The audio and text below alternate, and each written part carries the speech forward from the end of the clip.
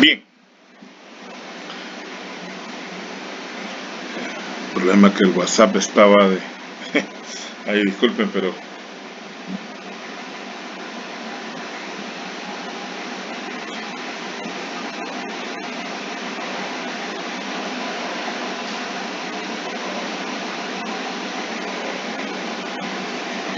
Bien. Vamos con el pasivo y patrimonio. ¿Ah?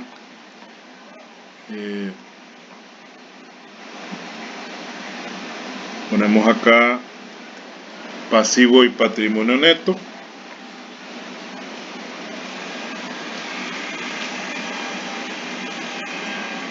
Y vamos primero con el pasivo corriente. Pasivo corriente que, tal como lo hemos dicho en la teoría, vamos a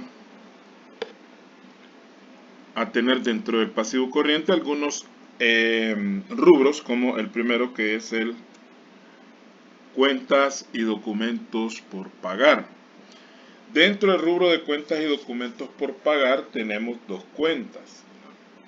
Primeramente tenemos los llamados acreedores comerciales, que nosotros los conocemos a veces como proveedores, ¿verdad? Son los mismos. Y en este caso, pues el ejercicio nos establece de que acreedores comerciales tenemos un saldo de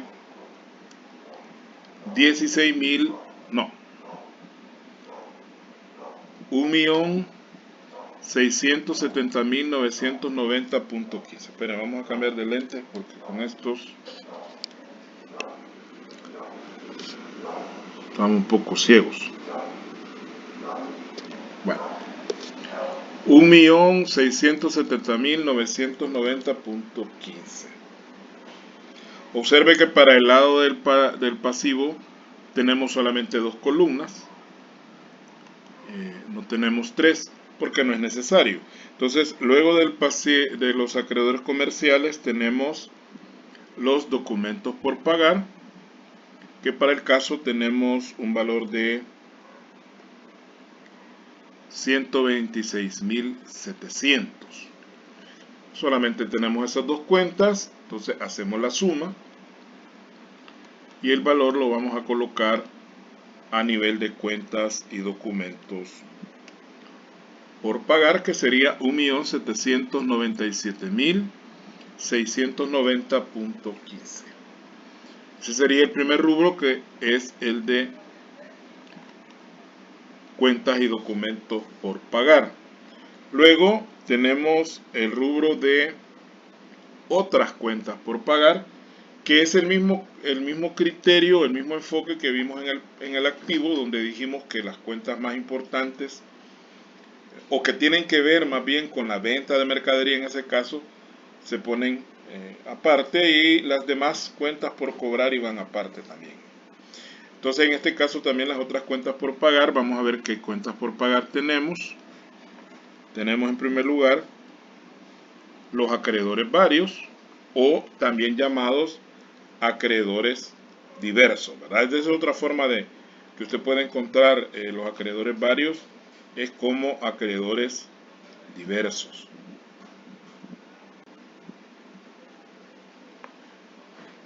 Y para el caso, pues tenemos de acreedores varios $5.600. Ese sería el valor de los acreedores varios. Y aparte de los acreedores varios, veamos, tenemos otra cuenta que es retenciones y percepciones, que es lo que nosotros le aplicamos a otras personas cuando les vendemos, ya sea en términos de grandes o medianos contribuyentes, que eso es algo que vamos a ver más adelante, cómo funciona eso de las retenciones y percepciones del IVA. Pero también hay retenciones y percepciones de renta. Bueno, en el caso de la renta es estrictamente retención, y IVA también las retenciones de AFP, Seguro Social y otras retenciones laborales que se hacen también. En este caso tenemos un valor de 2.789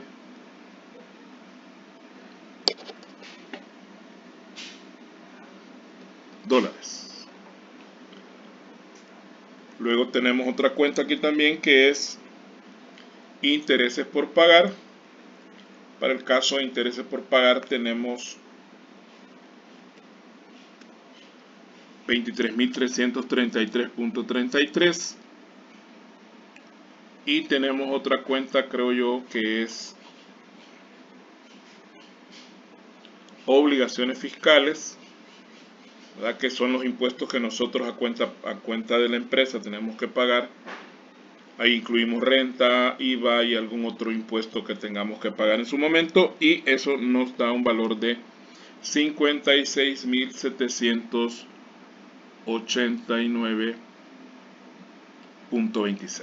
Entonces tenemos otras cuentas por pagar, acreedores varios, retenciones y percepciones, intereses por pagar y obligaciones fiscales. Todas estas cuentas nos dan una cantidad total de 88.511.59. Lo ponemos a la altura de otras cuentas por pagar. Entonces ya tenemos dos rubros que son cuentas y documentos por pagar y otras cuentas por pagar. Luego, siempre dentro del rubro de pasivo corriente, tenemos los préstamos corrientes. Y dentro de los préstamos corrientes tenemos primeramente los sobregiros, ¿verdad? Que son préstamos que algunos le llaman préstamos overnight. Ahí aplicamos más o menos en la teoría que es un sobregiro. El banco me presta, pero prácticamente me cobra cuando ya hago la remesa y me cae encima con el sobregiro. Entonces por eso se le llaman préstamos overnight. Un préstamo o cualquier cosa que usted le llame overnight es de un día para otro, ¿verdad? En inglés quiere decir sobre noche, pero interpretándolo al castellano, pues algo overnight es algo de hoy para mañana. Entonces le presto hoy y le cobro mañana, es overnight. Tenemos 12.000. Y acá tenemos otro caso que es préstamos a corto plazo. Y aquí hay un detalle que si nosotros nos vamos al planteamiento, tenemos este préstamo prendario en el renglón 29, que es de 1.525.000, pero que nos especifica que hay una parte corriente que son 25.000 dólares. Es decir, que esos 25.000 dólares se tendrían que pagar dentro de un año, y el 1.5 millones que sobra, pues ese se tendría que pagar en el plazo, que ahí no nos dice cuánto es, pero que son varios años, ¿no? Entonces tenemos que hacer un cálculo, fíjese bien. Antes de poner la cantidad ahí, vamos a ver el cálculo acá en la otra página. Entonces el saldo, esto lo vamos a hacer aparte, así como hicimos lo de las primas de seguro y los alquileres, una página aparte. Los préstamos prendarios, tenemos un saldo de 1.525.000 y ahí nos establece de que la parte corriente son 25.000 dólares. ¿Verdad? Entonces lo que hacemos es restarle al saldo los 25.000 dólares de la parte corriente, y ahí nos va a dar como resultado la parte no corriente, que para el caso sería 1,5 millones, ¿no? 1.500.000. Y al igual que en lo anterior,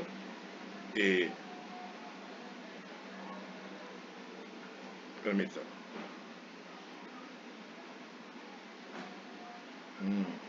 Está cargadito.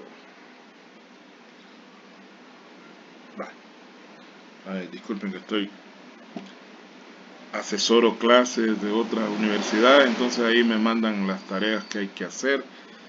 Y ni modo, me mete uno a estar prestar ese tipo de servicios, pues hay que estar pendiente, ¿no?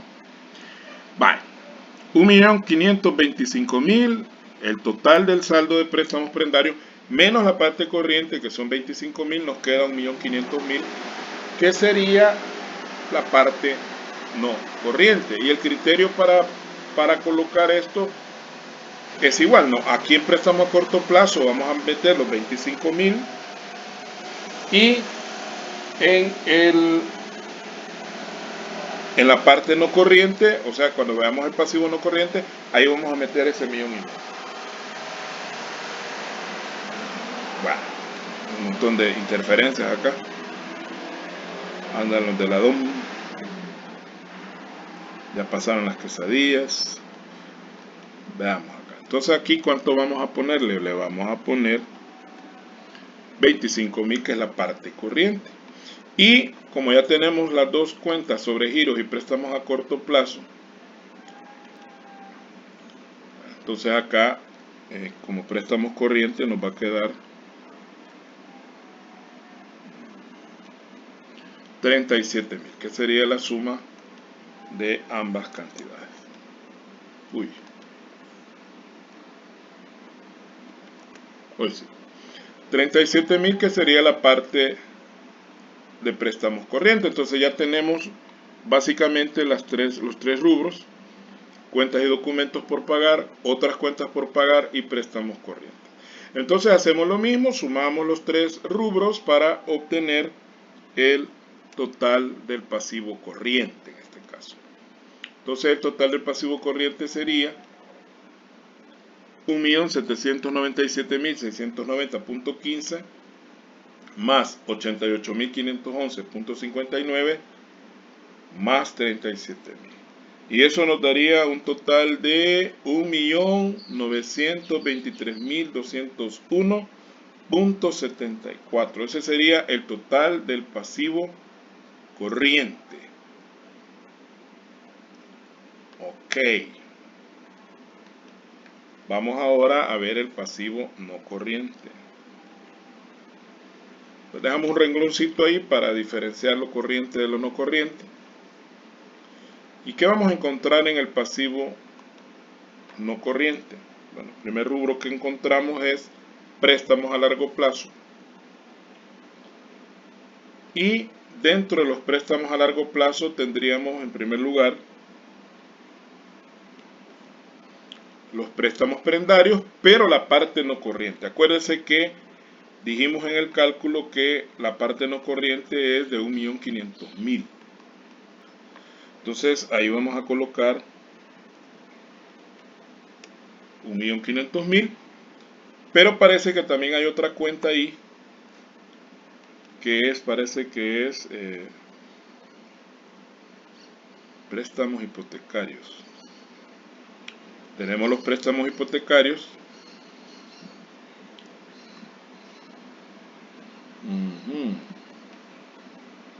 Veamos los préstamos hipotecarios.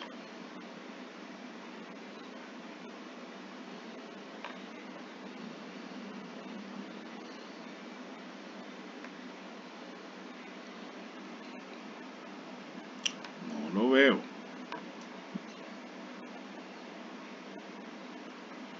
Préstamos hipotecarios.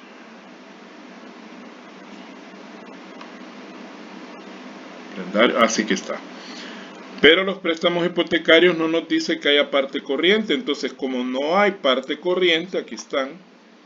Entonces la totalidad del préstamo se lleva a no corriente, ¿verdad? Como no especifica que haya una parte corriente, entonces totalmente lo vamos a llevar a la parte no corriente, que en este caso sería los 2.050.000. Ahí dice 2.050.000. Es de esas cantidades que hay problemas para pronunciar como se escriben en letras, ¿no? 2 millones, porque hay que tener cuidado, no es decir 2.050.000, así como los flamantes diputados que tenemos. Es 2.050.000. Quiere decir que el total de préstamos a largo plazo sería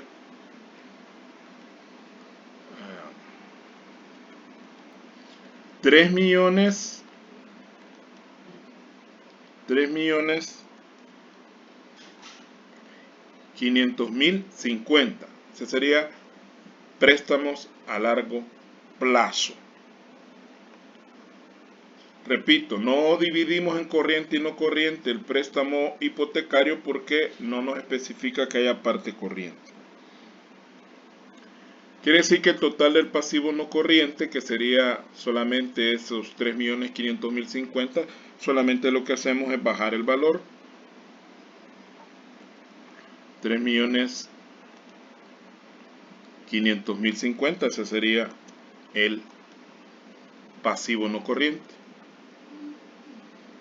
Y ya con eso pues tenemos pasivo corriente más no corriente, nos va a dar total pasivo. Aquí vamos a poner el total pasivo, que sería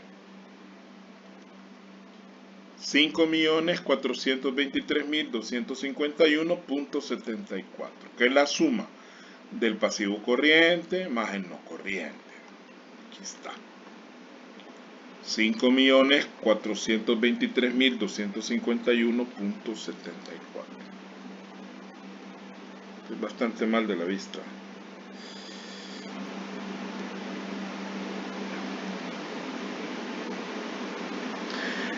Pero, tal como lo dice el encabezado, nosotros acá tenemos pasivo y patrimonio neto. Entonces, vamos a ver qué tenemos de patrimonio neto. Dentro del patrimonio neto, y tal como lo especificamos en la clase anterior, tenemos el capital social pagado, ¿verdad? El no pagado ya no se refleja dentro del patrimonio. De acuerdo a la normativa, el capital social pagado no se puede reflejar porque no es realmente un recurso real que la empresa tenga, ¿verdad? El capital social no pagado es una promesa que los accionistas hacen que van a pagar en algún momento, pero si nosotros lo metemos como parte del patrimonio, el capital social no pagado, tendríamos también que reflejarlo como una cuenta por cobrar en el activo, pero esto en algún momento podría estar inflando la verdadera situación de la empresa, en el sentido de que los accionistas prácticamente son los propietarios y por lo tanto ellos pueden haber prometido pagar el capital, pero hasta no haberlo cobrado, ese capital no existe. Bien. Entonces, el capital social pagado es de 700.000. Después del capital social tenemos también otra cuenta. Quiero aclarar ese punto también. A veces nos han enseñado de que el capital hay que calcularlo que activo menos pasivo. Eso solamente se hace en el primer balance. De ahí en adelante el capital es fijo, o sea, no fijo, sino que el capital ya está establecido. No vamos a estarlo calculando a última hora. Este balance tiene que cuadrar solito, no necesita que lo estemos cuadrando nosotros a través de ninguna fórmula. Entonces tenemos como siguiente elemento la reserva legal. Para el caso, nuestra reserva legal es de 12.900.67. Esa es la reserva legal. Y como último elemento del patrimonio tenemos utilidad del ejercicio. Como hay una utilidad, entonces obviamente el signo que va a tener la utilidad es un signo positivo. Si ahí hubiera pérdida del ejercicio o pérdida de ejercicios anteriores, como también a veces puede aparecer, ese valor tendría que ir restado. En este caso, como es una utilidad, entonces va a ir sumado y son 150.818.28. Esa es nuestra utilidad. Quiere decir que nuestro patrimonio neto sería, perdón, aquí ya me equivoqué en algo.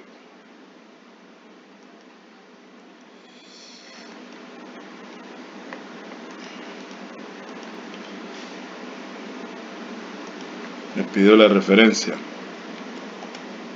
Sería el patrimonio neto sería de 863.798.95. Ese sería nuestro patrimonio neto, que saldría de sumar capital social pagado más reserva más la utilidad. Entonces, este valor del patrimonio neto nosotros se lo vamos a sumar al pasivo, ¿verdad? Para aplicar la ecuación patrimonial, vamos a sumar con el pasivo. Y aquí hay un detalle. Como esto es un balance por cuestiones estéticas, nosotros debemos dejar el total del pasivo y patrimonio a la misma altura que el total de activo, aquí abajo. Antes, esta parte que está aquí, que quedaba en blanco, uno le pone una línea aquí atravesada que indicaba que aquí no había ningún valor, pero ya no es necesario hacerlo, ¿no? Aquí esto puede quedar en blanco y nos vamos hasta la altura donde está el total activo y ahí vamos a poner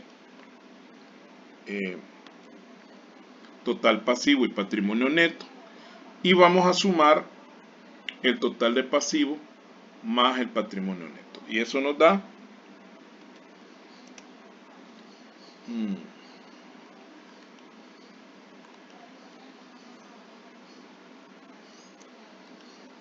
nos da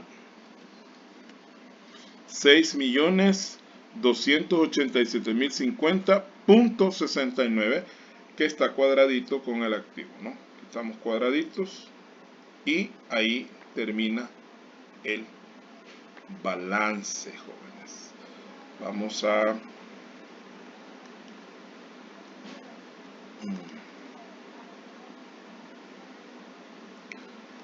ver acá.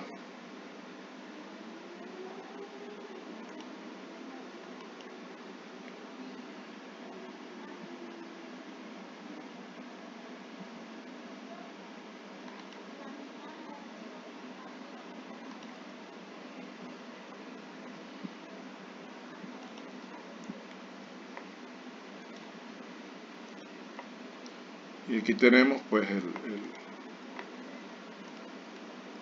nuestro balance completo. No lo logramos ver de una sola vez en la página. Y terminamos el ejercicio. Entonces, por ahí vamos a llegar, jóvenes. Estudien la clasificación, lo que les di en la última clase, donde están los cuadros, para que nos ubiquemos, ¿verdad? Y voy a tratar de esta misma semana, mañana o pasado, enviarles los ejercicios que van a hacer como laboratorio. Así que hasta ahí vamos a llegar por el momento.